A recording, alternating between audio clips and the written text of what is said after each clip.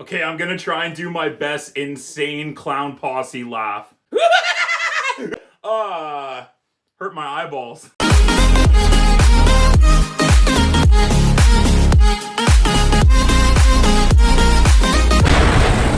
Clown in a cornfield. A fading Missouri small town in which Frendo, the clown, a symbol of bygone success, reemerges as a terrifying evil force.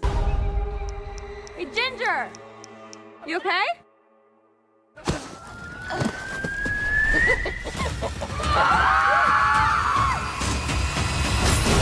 I can say I am definitely a horror fan, and especially the slasher genre is definitely one of my favorites. So I was really looking forward to this movie. How did it hold up? Oh, it was pretty good, actually. I enjoyed this flick. First of all, I'm a big fan of Eli Craig, who directed one of my favorite comedy satire horror films. I wouldn't even say it's horror, but horror films, and that is Tucker and Dale versus Evil. I think that is one of my favorite movies. I've rewatched probably about 30 times, and I've turned on so many people onto that movie. I love Tucker and Dale versus Evil. College kids!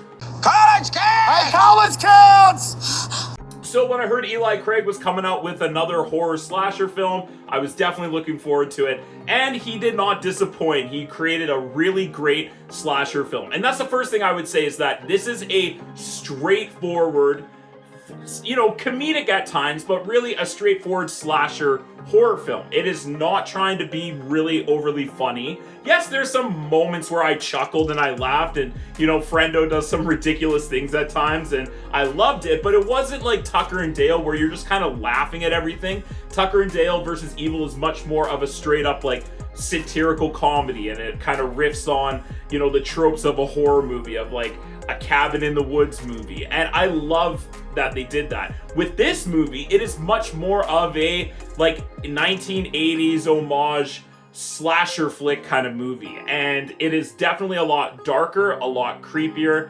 and a lot more of a straightforward slasher than Tucker and Dale. It pays homage to the Texas Chainsaw Massacre, a little bit of Wicker Man, even Hot Fuzz a bit. And of course, Scream is sprinkled all throughout this film. And I loved that this movie paid homage, but didn't try and, just copy those movies and do the same thing. They just took a little bit of sprinkling from this film, a little bit from that film, and a little bit from this film, and they kind of mixed it into this slasher horror flick. And I had a great time. It is thoroughly entertaining. Yes, you do have to shut your brain off a bit, and you don't have to overly think about this movie. If you can sit down and just watch a horror flick and have a great time, that's exactly what you'll do. You will have a great time with this movie. Like a lot of horror slasher films, the characters aren't the smartest, and at times they do some really stupid things. That's just kind of the genre, and that's sort of the waters that you wade into when you get into these kind of horror slasher films. But this movie didn't really bother me too much that characters were making stupid decisions. I don't know if it was just the tone they set or the story and how they told it, but it was fine being that way. And usually I care a lot about that, but this time around with this movie, it just sort of breezed on by. Another great thing about this movie is that the pacing is great. I think the movie was an hour and 30 minutes, maybe an hour and 35 minutes at most. And I love that. It was a perfect amount of time to tell this story. It didn't overstay its welcome. It wrapped up when it should. And I loved the pacing and the tone of this movie. What's your favorite scary movie? There are some great deaths in this flick. If you're someone that loves to see horror, creative, funny, intelligent, yet stupid ways to kill people, Frendo the Clown does the job for you. It legit took some twists and turns at times that I didn't expect. And I don't necessarily just mean who's the killer, but some of the main characters and kind of how they're woven throughout the story. The main core 4 or 5 high school students, they do a good job of writing their characters and sprinkling little bits of information throughout the film, and then things get revealed and begin to make more sense throughout the movie as it progresses. I just thought they did a really good job with it. They weren't trying to do anything fancy, but they still did something a little bit different to stand out.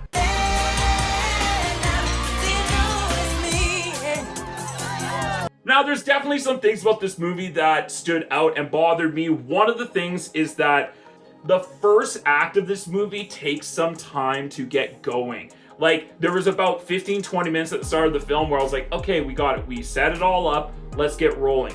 And then it took like another 20-25 minutes to really get into the action of the movie. And then the last hour is great. So it does take some time to get into. If you can be patient with this flick, it's definitely worth the payoff. But I can see why, you know, the first 20-25 minutes really turn people off this movie. First sort of twist that happens, you know, about 30-35 minutes into the film really changes the movie and, you know, gets the film off its feet and running. And I wish that Clown in a Cornfield had a little bit more of the technical aspects. Like, some of the shots were okay, but, you know, I think that the cinematography could have been executed a bit more. It was a little dark at times too throughout this film, and people will forgive bad images if you have great sound, but it's hard to forgive terrible sound even if it's got great images. And I just thought, like, the soundtrack and the design of this movie was just kind of subpar, considering it's a slasher film and sound is such an important and integral part of filmmaking in general, but especially for a horror film and a slasher movie. Yeah, I was a little bit disappointed with the sound design. I thought Katie Douglas, who played the main character, was awesome in this movie. She did a great job. Ultimately, I thought it was a well-rounded slasher horror flick that if you are a horror fan, this is one to definitely check out. Go see it in the theaters. It's definitely worth seeing on the big screen, especially if you enjoy these kind of flicks. So overall, I'm going to go ahead and give Clown in a Cornfield a B. Thank you so much for checking out Mr. Teach Film Preach. If you like this video, click that like button and subscribe to my channel for more content. Also, comment down below, what did you think of Clown in a Cornfield? Did you love this horror flick? What is your favorite horror movie so far of 2025? Come back and check out some other movie reviews such as Thunderbolts, Sinners. Have a great day, everyone, and we'll see you on the next film.